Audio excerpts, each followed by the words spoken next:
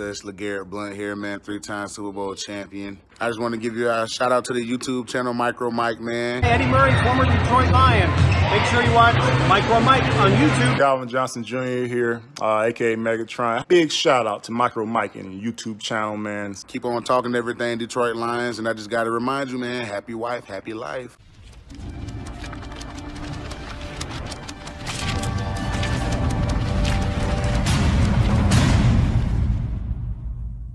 What's going on YouTube? This is your boy Mr. Micro Mike, and today we're going to talk about Detroit Lions versus Atlanta Falcons, breakdown, analysis, and of course prediction of the game. And in this game we're going to go in depth.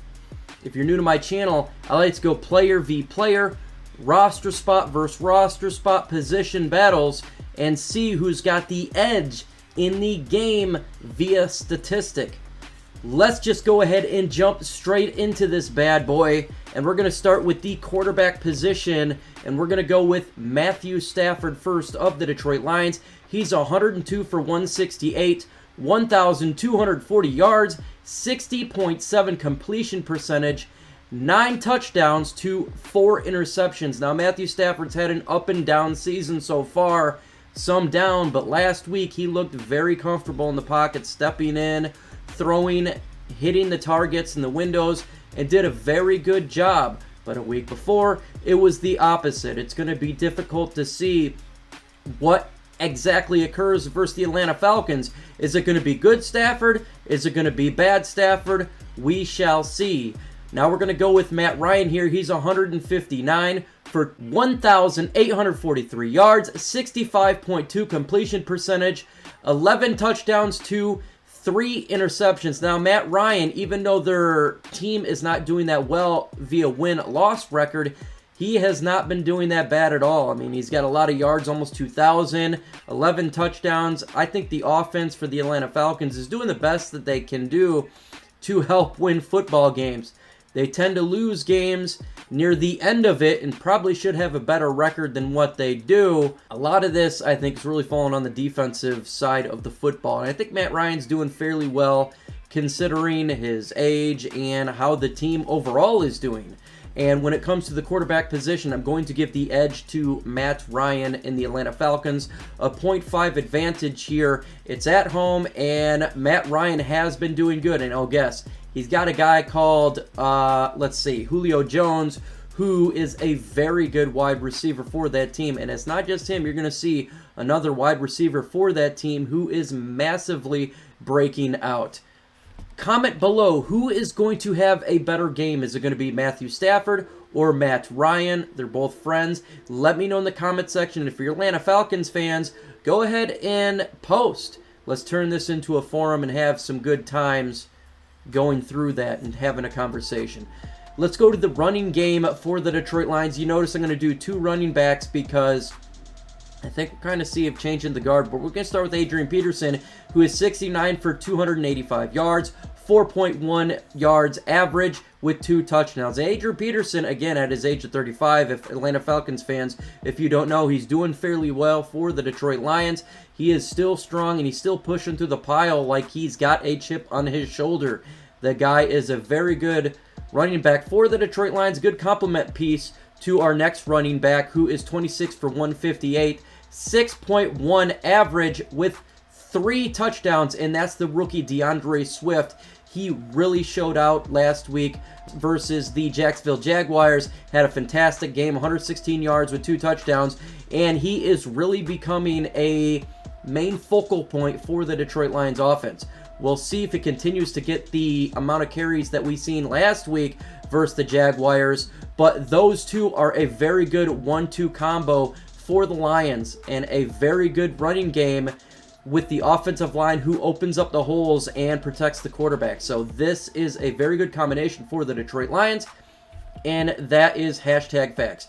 Let's go to the Atlanta Falcons with Todd Gurley, who's 99 for 422 yards, 4.3 yards a carry with 5 touchdowns. Yes, 5 touchdowns. And they picked this guy up who was released by the Los Angeles Rams.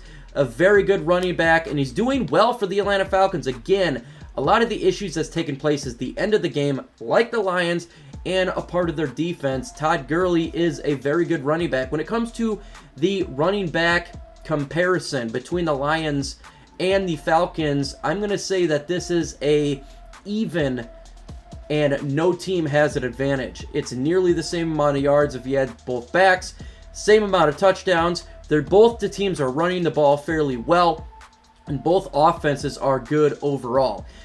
Why do you want to turn on the notification bell? Because the Detroit Lions versus Atlanta Falcons live watch party is on Sunday at 1 p.m. Eastern Time.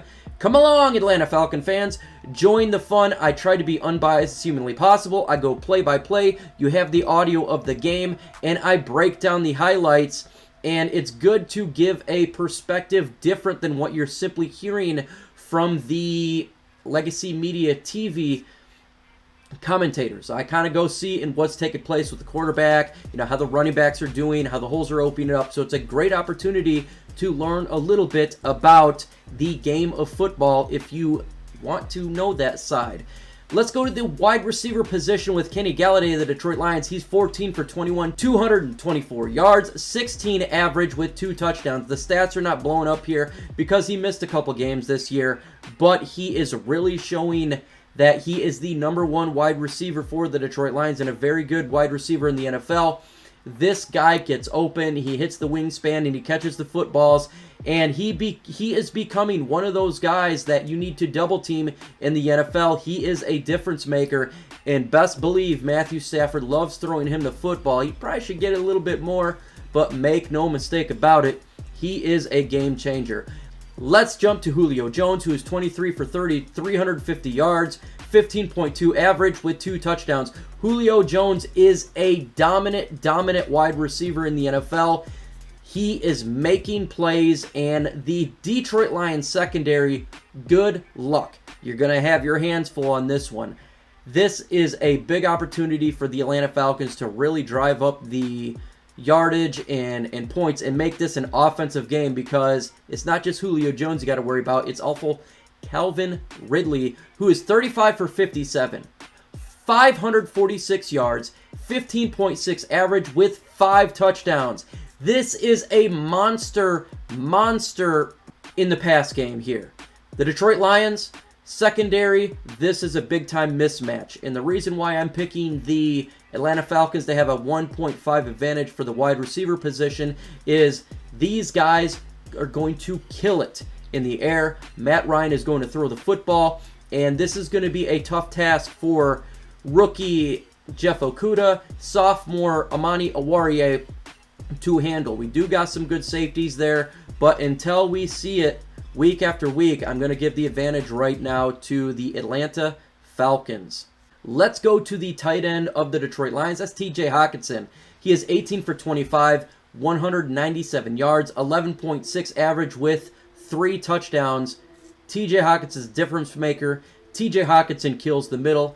TJ Hockenson is always open. This guy is a monster, and he is a player that is going to be named a lot in the league years down the road. He is a difference maker, and he is going to give the defense of the Atlanta Falcons much fits. And this guy is really doing a good job for the Detroit Lions. The reason why he doesn't have a whole lot of yards is not because of the lack of him, it's the lack of ball getting into his hand. Let's go to the tight end for the Atlanta Falcons. He is 19 for 32, 227 yards, 11.9 average, and 3 touchdowns. He is a very good tight end for them. He is hitting the middle, and the Detroit Lions linebackers really need to keep an eye on him. I would say for this matchup, look for Reggie Ragland to go ahead and match up with him. I'm curious to see how well he does covering the middle and covering this tight end here. When it comes to the tight end position, I'm going to say that this is even, and it's going to be the same amount. I don't think that either team tight end have one over the other. I think tight end TJ Hockenson just needs to get the ball more from Darrell Bevell and Matthew Stafford's standpoint, and I think is going to hit the middle and get a lot of first downs on third from the Atlanta Falcons. So even. Who is going to win this game? Hit that like button. Do you think the Detroit Lions will win this game? Do you think the Atlanta Falcons are going to win this game? This is a big game for both clubs, as these teams need to start some wins to attempt to get into the playoff berth. The Lions can get to 500. Atlanta Falcons can get to 2-4. Who wins? Hit that like button. Let's jump to the defensive side of the ball. We're going to start with the Detroit Lions front seven first. And you got Jelani Tavai, who's got 9 solo tackles, 5 assisted with a total of 14. Jared Davis, who's not playing a whole lot right now, 7 solo, 8 assisted with a total of 15. Danny Shelton, the defensive tackle, 6 solo, 11 assisted, 17 total. And the Detroit Lions' best linebacker, Jamie Collins, 17 solo, 12 assisted, 29 total, 1 sack and 1 interception. He is the X factor on defense. Atlanta Falcons, keep an eye on him. Christian Jones, 12 solo, 7 assisted with a total of 19. He's actually doing fairly decent after a bad year last year. And Trey Flowers, the defensive end, 10 solo, 7 assisted, total of 17 with 2 sacks. Now Trey Flowers really opened up this past Sunday against the Jacksonville Jaguars. The defensive line of the Detroit Lions was getting after the quarterback for the first time all season.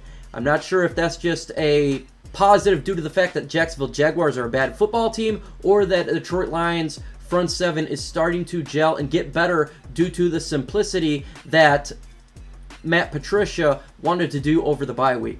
Let's jump to defensive tackle Grady Jarrett, 11 solo, 11 assisted, total of 22, 2.5 sacks, doing a very good job right there, getting after the quarterback and help stop the run. Defensive end Stephen Means, 7 solo, 7 assisted, 14 total. He's not doing as good as the Atlanta Falcons want him to get after the quarterback. This is where the issues are going to come from for the Atlanta Falcons is the front seven, and let's be honest here, the whole defense. They also got Dante Fowler Jr., who's 5 solo, 6 assisted, 11 total with 1 sack. Again, not enough pressure to get after the quarterback. Deion Jones, who is one of their better players, is 22 solo, 18 assisted, total 14, 0.5 sacks and 1 interception. I think that TJ Hockenson and him are going to have a fun matchup throughout the game. I do believe TJ Hockenson will get his. Same with Danny Amendola, so look for that matchup, folks. And they also got Lukun, 29 solo, 11 assisted, a total of 40, 0 sacks, 1 interception.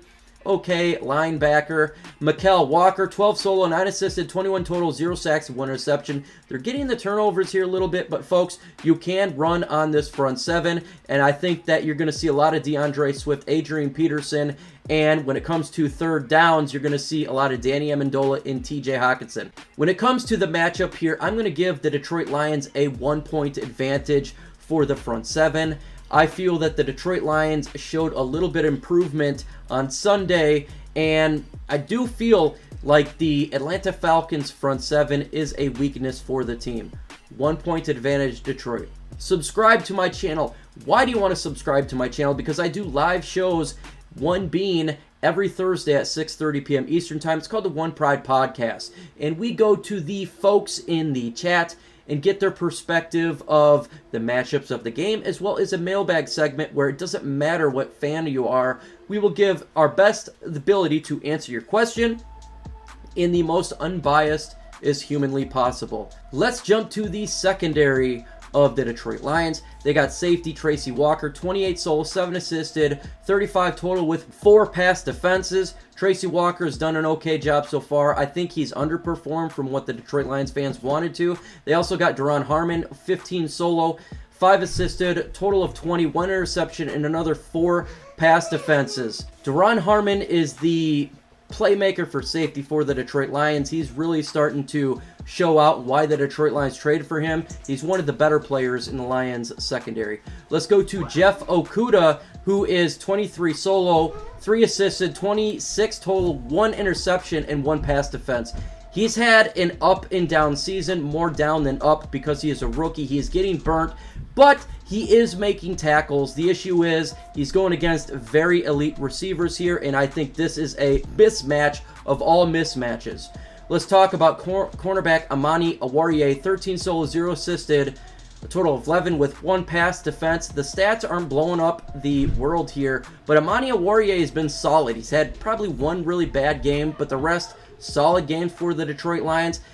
But again, he's going up against very good wide receivers for the Atlanta Falcons. Cornerback Darrell Roberts, 13 solo, 1 assisted, a total of 14, 1 interception, and 3 pass defense. Justin Coleman's been out. Trufant's been out. And he's done a solid job being a backup here. And it'll be interesting to see how he does against the Atlanta Falcons if he started. We don't know because we don't know the Desmond Trufant injury. So I'm just putting him on here. Let's go ahead and go to the Atlanta Falcons secondary now. They got Keno Neal, who's 23 solo, 12 assisted, 35 total, 0 sacks. Not having the best year so far when it comes to the safety position. Again, this is another issue for the team, but he's doing a decent job, at least wrapping up and tackling. Now, they also got Damontae Kazee, 17 solo, 3 assisted, 20 total with 1 interception. He's okay. I think Matthew Stafford just got to make sure that he's not overthrowing the football, continue what he did with the Jacksonville Jaguars, and I think he'll be okay from that standpoint. They also got Isaiah Oliver, 23 solo, 11 assisted, 34 total, 0 receptions with 5 pass defense. He's actually a pretty decent cornerback. It'll be interesting to see how Kenny Galladay matches up against him. I think that he's probably one of the better pieces for them on defense. They also got cornerback A.J. Terrell, 18 solo, 3 assisted, 21 total with 1 pass defense. He's not the best cornerback from the standpoint, and it'll be interesting to see how this matchup against each other. Who has the better offense? Subscribe to my channel. Let me know who has the better offense, the Detroit Lions or the Atlanta Falcons. Let me know. Subscribe to my channel. Let's jump to special teams. The returner for the Detroit Lions is Jamal Agnew. He's 7 attempts for 192 yards, 27.4 yards reception. A lot of things taking place here is the ball is getting kicked out of the end zone. You're going to see a lot of that going forward. So when it comes to special teams matchups, let's go to kicker Matt Prater. He's 9 for 12, 75% completion, 44 long. He's not having the greatest year so far. He's missed a couple. Hopefully he can get better, but he's definitely not doing as good as we've seen in the past. Now, punter Jack Fox, the MVP of the Detroit Lions, he's 19 for 998 with a long of 67, 52.5 average. He may be the best punter in the NFL. This guy is definitely pinning offenses back, and if we have to punt a lot, he is going to make it sure that the Atlanta Falcons offense must go the distance. The Atlanta Falcons special teams is, you're going to see here, Brandon Powell. He's 10 for 208, 20.8 average. Again, not a whole lot to go on here. They kick in a lot of the end zone a lot, and it just is what it is. And Yohan Gu, who is 15 for 16, 98.8 with a 54 long, the kicker. He is having a very good year, kicking everything inside the uprights and doing the best he can to help that team get those field goals. And they got punter Sterling Hoffreiter, who's 20 for 820, 55 long, 41.0 average. Again, decent for a punter. When it comes to special teams, I'm going to say that this even again because, again, the Lions' kicking game, not so great, but the punter is great. Their kicking game is great, but the punter, somewhat it is what it is, and it's just special teams. Let's go to coaching. You get the Detroit Lions here with Matt Patricia, who is 2-3. He's had a more down than up so far in the 2020 season. A lot of pressure is on him. We probably should have won more games, but we left off the hook, and it just is what it is.